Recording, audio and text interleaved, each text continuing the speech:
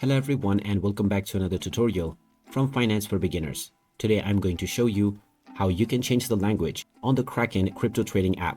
So let's get started right away. First of all, open up the Kraken application on your device and proceed forward with your biometrics or your password or PIN code to log in. Now you will be taken into your homepage.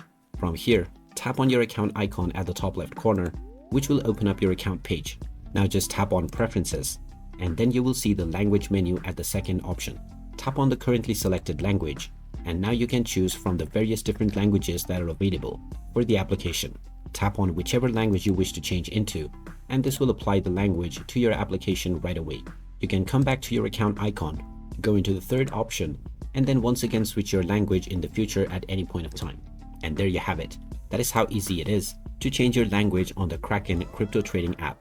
If you find this video helpful, don't forget to hit that like button and subscribe to our channel for more useful tips and tutorials. Thanks for watching, and I'll see you again in the next one.